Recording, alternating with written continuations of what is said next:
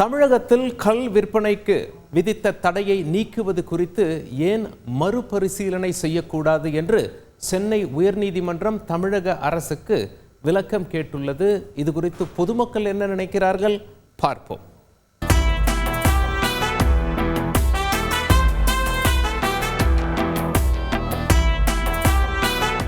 கல்லுனால ஒருத்தன் செத்தேன், கல் குடிச்சு ஒருத்தன் ஒரு நோய்வாழ்பட்டாங்கிற ஒரு வரலாறு இது வரைக்கும் எனக்கு தெரிஞ்சு கிடையாது.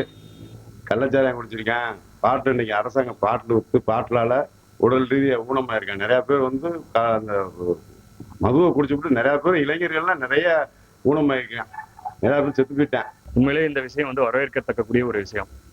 அண்டை மாநிலமான கேரளா, கர்நாடகா போன்ற மாநிலங்கள்ல கள்ளுக்கடைகள் இன்னைக்கு சிறப்பா நடந்துகிட்டு இருக்கு. அப்படிப்பட்ட சூழல்ல தமிழக அரசாங்கம் வந்து இங்க இருக்கக்கூடிய சாராய ஆலைகளுடைய முதலாளிகளுடைய நலனை மட்டுமே கருத்துல கொள்ளாம இருக்கக்கூடிய பனை விவசாயிகள், தென்னை விவசாயிகளுடைய வாழ்க்கையில மிகப்பெரிய ஒரு மாற்றத்தை ஏற்படுத்தக்கூடிய ஒரு செயல்பாடா இந்த கள்ளுக்கடைகள் சிறப்பு வந்து உண்மையிலே இருக்கும். கள்ளச்சாராயத்தை குடிச்சு புட்டு கள்ளத்தனமா அங்கிட்டு இங்கிட்டு செத்து போறத விட தேவையில்லாத இதே ஸ்டேட் கவர்மெண்ட்டுக்கு அவ பேர் தான் வந்துகிட்டு இருக்கு. அவங்க திமுறை எடுத்து செஞ்சது போக இவங்க அழகா கள்ளுக்கடைகளை திறந்து விட்டு இந்த பனை தொழிலாளர்களுக்கு ஒரு வாழ்வாதாரத்தையும் கொடுத்த மாதிரியும் இருக்கும். அந்த ஏழை விவசாயிகள்லாம் அதுல பயனடைந்த மாதிரி இருக்கும்.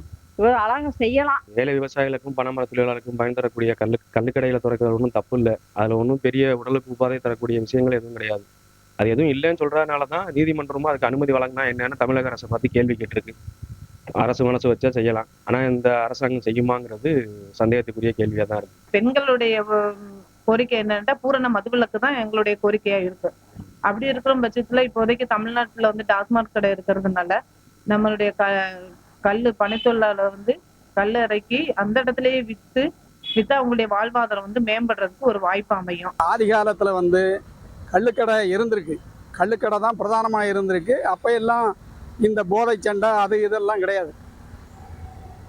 ஆகையினால பழையபடியும் அந்த கல்லை கொண்டு வந்தால் உடல் நலத்திற்கும் நல்லது, மக்கள் குடித்தாங்கன்னா அவங்க உடலுக்கும் நல்லது.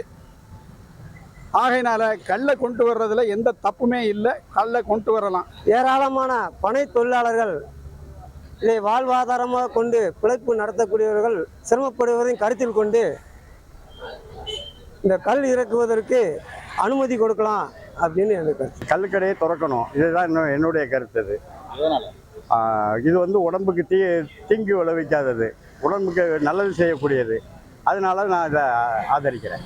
உடல் ஆரோக்கியமாகவும் இருக்கும். சாராயம் வந்து உடலுக்கு கெடுதல் விளைவிக்கும். அதனால கல்கடை வந்து தமிழ்நாட்டில் கொண்டு வர்றது நல்லது தான், அதில் ஒரு தப்பும் கிடையாது. செய்திகளை உடனுக்குடன் தெரிந்து கொள்ள உடனே சப்ஸ்கிரைப் பண்ணுங்க.